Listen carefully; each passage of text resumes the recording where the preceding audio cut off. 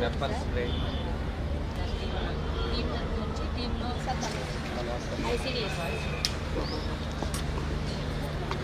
తర్వాత మా own brand వేసి ఫిల్లింగ్ మీరు ఎంతగా ఉంటారు? మేము వచ్చేసి కేజీ 400.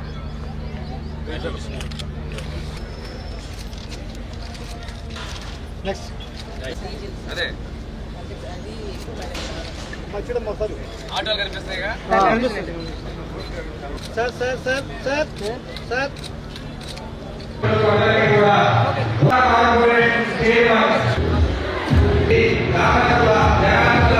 2030 కంతా ఎస్డిజి ఉంది.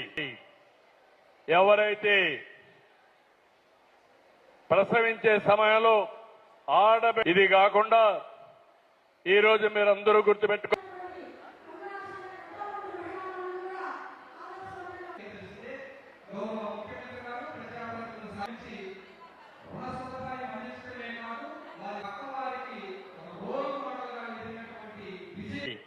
కాబట్టి దీనికి కూడా ఏమేం చేయాలో అన్ని చేస్తాం.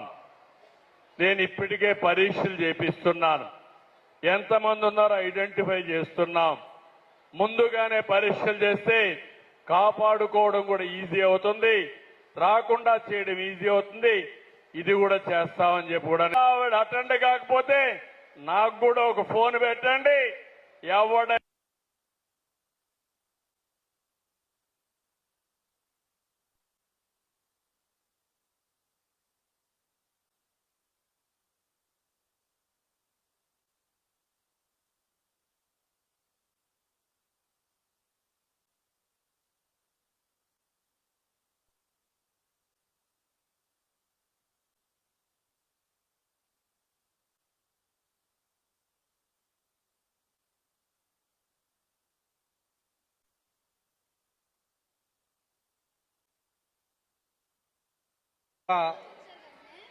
పార్లమెంటు సభ్యులు, గౌరవ కలెక్టర్ గారు, గౌరవ ఎమ్మెల్యే గారు, అదేవిధంగా వివిధ కార్పొరేషన్ చైర్మన్స్ జలమయంతో సబ్సిడీ స్కీము గౌరవ డిపార్ట్మెంట్లో సక్సెస్ మధ్యలను గుర్తించడం, ఏపీఎంఐ వివిధ రకాల అన్ని శాఖలు వారి శాఖల ద్వారా లబ్ధి పొందినటువంటి మహిళల ముఖ్య అతిథులు గౌరవనీయులు రాష్ట్ర మంత్రివర్యులు శ్రీయుత జిల్లా కలెక్టర్ గారు, గౌరవనీయులు రాజాబాబు చేతుల మీద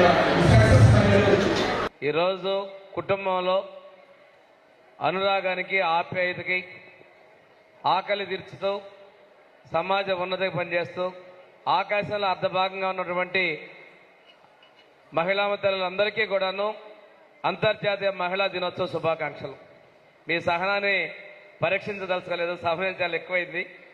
గౌరవ ముఖ్యమంత్రి శ్రీ నారా చంద్రబాబు నాయుడు గారు ప్రభుత్వ పరంగా మహిళా సంక్షేమానికి, మహిళా సాధికారతకు, మహిళల్ని పారిశ్రామికవేత్తగా చేయటం కోసం తీసుకున్నటువంటి చర్యలన్నింటి కూడా చాలా కూలంకషంగా వివరించడం జరిగింది. కానీ మీరు ఒకటి గుర్తుంచుకోవాలి, ప్రభుత్వం వచ్చిన కొద్ది నెలల్లోనే మహిళల మీద జరిగేటువంటి అఘాయిత్యాలు వాటిని కంట్రోల్ చేయడంలో విజయం సాధించి భారతదేశంలోనే మహిళలకు అత్యంత భద్రతాపరమైన నగరంగా విశాఖ నగరాన్ని తీసుకురావడం జరిగిందంటే అది ప్రభుత్వం మహిళలకు ఇచ్చినటువంటి గౌరవాన్ని తెలియజేస్తూ ఈరోజు పనిచేసే ప్రాంతాల్లో మహిళలకి, తల్లులకి, అదేవిధంగా మహిళలకి పిల్లల కేర్ కూడా తీసుకోవడం జరుగుతూ మనకి చట్టసభల్లో రేపు అయితే అసెంబ్లీలో దాదాపుగా 33%, అదేవిధంగా పార్లమెంట్లో కూడా మహిళలకి రిజర్వేషన్ కల్పించేదానికి మా ఎన్డీఏ ప్రభుత్వం చిత్తశుద్ధితో ఉంది. అంటే బహుశా రేపు జరిగే ఎన్నికల్లో మహిళల సంఖ్య పెంచేందుకు ఎన్డీఏ ప్రభుత్వం చిత్తశుద్ధి ఉంది. అదేవిధంగా మహిళల్ని పారిశ్రామికవేత్తలుగా చేసేందుకు ప్రభుత్వం కూడా సబ్సిడీలు ఇవ్వటం, వారికి మరిన్ని ప్రయోజనాలు కలిగించే విధంగా చర్యలు తీసుకుంటున్నాం. మా ప్రభుత్వం అయితే మహిళా సంక్షేమానికి, వారి యొక్క ప్రగతికి, ఈ రాష్ట్ర అభివృద్ధిలో కీలకం మహిళలని విశ్వసించిన ప్రభుత్వం.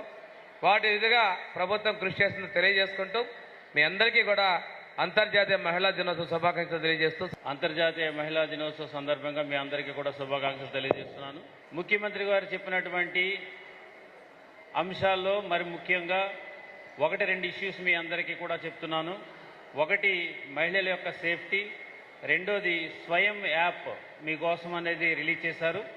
అది చాలా చాలా ఇంపార్టెంట్. ఎందుచేతంటే మీకు రాబోయే రోజుల్లో దాని యొక్క ప్రాముఖ్యత కూడా పీటీడీఆర్డీఏ దగ్గర నుంచి కానీ మెప్మా దగ్గర నుంచి కానీ మీకు తెలియజేయడం జరుగుతుంది. మీరు ఆల్మోస్ట్ ఇక్కడ 50,000 వరకు గ్రూప్స్ ఉన్నాయి. ఒక్కో గ్రూప్కి గనక మనము 10 మెంబర్షిప్ని వేసుకుంటే ఆల్మోస్ట్ ఒక 5 లక్షల వరకు కూడా మనకి ఇక్కడ మెంబర్స్ ఉన్నారు. ఈ 5 లక్షల మెంబర్స్ కూడా వాళ్ళ యొక్క కుటుంబంలో ఈ స్వయం యాప్ ద్వారా వాళ్ళకి కావాల్సినటువంటి రెగ్యులర్గా కావాల్సినటువంటి ఐటమ్స్ని వాళ్ళు తయారు చేసుకోవడం ద్వారా కానీ లేదంటే కనుక సప్లయర్స్తో టైప్ అవడం కానీ చేస్తే ఆల్మోస్ట్ ప్రతి ఇంటికి కూడా డెఫినెట్గా ఒక ఎంటర్ప్రినర్ తయారవడానికి అవకాశం ఉంటుంది. ప్రతి 10 గ్రూప్స్ కూడా ఒక ఎంటర్ప్రినర్ తయారవడానికి కూడా అవకాశం ఉంటుంది. అవన్నీ కూడా ప్లానింగ్లో రేపు మీకు అందరికీ కూడా ఎలాగ చేయాలి అనేది కూడా మేము ఎక్స్ప్లెయిన్ చేస్తాము. బట్ ఏదేమైనప్పటికీ కూడా ఈరోజు మనందరం కలిపి ఈ యొక్క మహిళా దినోత్సవాన్ని చాలా ఉత్సాహంగా జరుపుకున్నాము. సమాన పనికి సమాన వేతనం రావాలి అని 100 సంవత్సరాల క్రితమే మహిళలు చేసిన పోరాటానికి ఫలితముగా సమాన వేతనంతో పాటు ఈ రోజున అంతర్జాతీయ మహిళా దినోత్సవం జరుపుకునే స్థాయికి రావడం, పురుషునితో సమానంగా స్త్రీ ఎదగడం, అన్ని రంగాల్లోనూ కూడా తమ యొక్క ముద్రను వేసుకోవడం మనం చూస్తూనే ఉన్నాం. దానికి గాను ప్రభుత్వాలు కూడా మనకి ఎన్నో రకాలుగా సహాయ సహకారాలు అందిస్తూ మన ఎదుగుదలకి తోడ్పడుతూ ఉన్నారు. రాజకీయంగా కూడా నాలాంటి ఎందరో మహిళలు ముందుకు రావడానికి వారు అందించినట్టు చేయూతనే ముఖ్య కారణమని చెప్పడం జరుగుతుంది.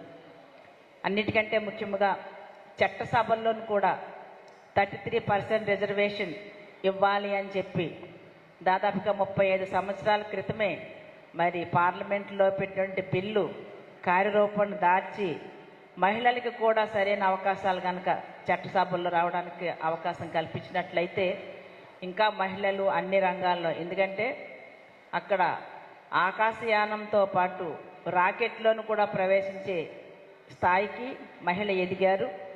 పురుషునితో సమానంగా అన్ని పనులు కూడా చేయగలుగుతున్నారు. దానితో పాటుగా స్త్రీ కుటుంబానికి పెద్ద దిక్కుగా ఉంటూ హోమ్ మినిస్టర్గా ఉంటూ అటు ఇంట బయట అన్ని రకాలుగా కూడా అన్ని చేయగలము, సాధించగలము, మీ చేత మెప్పించగలము అనే యొక్క స్థాయికి కూడా రావడం జరిగింది.